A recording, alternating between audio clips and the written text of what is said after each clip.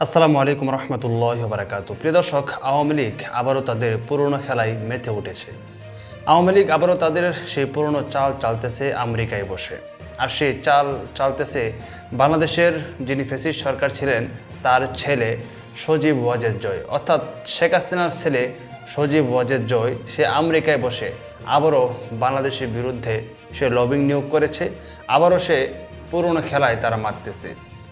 সেই খেলাটা কোনটা? সেই খেলাটা হলো যে তারা যখন নাকি আওয়ামী লীগ ক্ষমতায় ছিল তখন তাদের অভিযোগ ছিল যে বিএনপি তারা লবিং নিয়োগ করেছে আমেরিকাতে। লবিং নিয়োগ করে তারপর তারা আপনার রেপকে নিষিদ্ধ করেছে বা অন্য অন্য বাংলাদেশের বিরুদ্ধে তারা আমেরিকাকে ভুল বোঝাচ্ছে, এরকম অনেক কিছুই কিন্তু আওয়ামী লীগের লোকেরা বলতো ওই সময়টা, যে বিএনপি লবিং নিয়োগ করেছে। এখন আওয়ামী লীগ সরকারের পতনের পরে তারাও কিন্তু বসে নাই, তারাও নতুন করে লবিং নিয়োগ করেছে আমেরিকাকে বোঝানোর জন্য। এখন আমেরিকাকে তারা কি বোঝাবে? আমেরিকাকে তারা এটাই বোঝাবে যে বাংলাদেশ আওয়ামী লীগ ছাড়া কখনো নিরাপদ না। এই কথাটা বোঝানোর জন্য এবং বাংলাদেশের বিভিন্ন ঘটনা তুলে ধরার জন্য সেখানে আমাদের অনেকের মামা লাগে সে সজীব ওয়াজেদ জয়, সে লবিং নিয়োগ করেছে। যদিও তারা আগে এই লবিংয়ের বিরুদ্ধে ছিল, এখন নিজেরাই পেসের মধ্যে পড়ে লবিং নিয়োগ করছে। তো এই লবিং নিয়োগ করছে এই জন্য যে বাংলাদেশের মধ্যে যে হুজুররা আছে, বর্তমানে যে হুজুররা যে আন্দোলন করতেছে, আলেমরা যে আন্দোলন করতেছে, এটাকে জঙ্গি আখ্যা দিয়ে জঙ্গি হিসেবে উপস্থাপন করবে আমেরিকাতে, যে এরা হলো জঙ্গি। এই আলেম ওলামা যারা মিছিল করতেছে, মিটিং করতেছে, এরা হলো জঙ্গি। এখন এই জঙ্গিদেরকে থামানোর জন্য একমাত্র পথ হলো এই যে আওয়ামী লীগ ছাড়া অন্য কোনো গতি নাই। এই জন্য আমেরিকাতে বসেই তিনি লবিং নিয়োগ করতেছেন।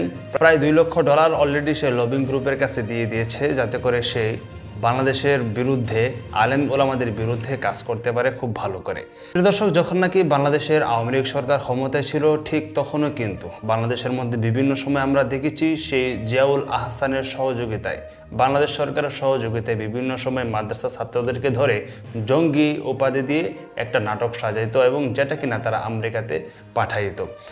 আমেরিকা তারা মনে করে যে আওয়ামী লীগ যখন এভাবে জঙ্গি ধরতেছে তখন তারাই বাংলাদেশ চালাক। এই জন্যই তারা প্রায় 15-16 বৎসর একটানা শাসন করে গেছে, কেউ তাদেরকে বাধা দেয় নাই। তারা জঙ্গি নাটক সাজাইতো, আলেম ওলামাদেরকে ধরে ধরে বলতো আমরা জঙ্গি ধরেছি, এরা ছিল ইসলামিক জঙ্গি। বর্তমানে সজীব ওয়াজেদ জয়ের কাজ এটাই, তারা লবিং নিয়োগ করেছে, তারা সে আমেরিকাকে বোঝাবে বাংলাদেশের মধ্যে ইসলামিক জঙ্গির উৎপাত বেড়ে গিয়েছে, বাংলাদেশের মধ্যে জঙ্গিরা মাথা ছাড়া দিয়ে উঠেছে।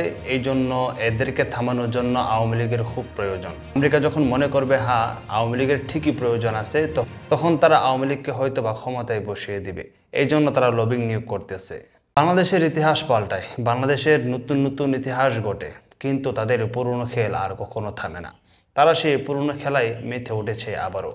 বাংলাদেশের সমস্ত আলেম ওলামাদেরকে জঙ্গি আখ্যা দিতে তারা সেখানে লবিং নিয়োগ করেছে এবং সেই লবিং নিয়োগ করতে যত টাকা লাগবে সব কিছুই দিবে সেই শেখ হাসিনা সরকার, কারণ তারা বাংলাদেশ থেকে এত পরিমাণে টাকা পাচার করেছে যে তাদের টাকার কোনো কমতি নেই। কত হাজার কোটি ডলার লাগবে সব দিয়ে দিবে, কিন্তু বাংলাদেশের ক্ষমতায় তারা আবারও আসতে চায়। তাদের কোনো আফসোস নাই, এদেশটাতে কত মানুষ মারলো তারা, কত মানুষ তাদের হাতে খুন হলো, সেটার কোনো আফসোস নাই। এতদিন খুন খারাপির রাজনীতি যারা করলো এতে তাদের কোনো আফসোস নাই, তবে এদেরকে আবারও ক্ষমতায় আসতেই হবে। এই জন্য যাই করার দরকার হোক না কেন তারা সেটাই করতে প্রস্তুত আছে। তবে এখন যদি সেই সজীব ওয়াজেদ জয় যারা আছে তারা যদি লবিং নিয়োগ করে, হয়তো বা তারা এতটা সুবিধাও করতে পারবে না, কারণ বাংলাদেশের ক্ষমতায় বর্তমানে ডক্টর ইউনূস রয়েছেন এবং এই ডক্টর ইউনূসকে পৃথিবীর বিভিন্ন দেশের প্রধানমন্ত্রীরাও তাকে সম্মান করে, পৃথিবীর বিভিন্ন বড় বড় ব্যক্তি যারা আছে তারাও তাকে সম্মান করে।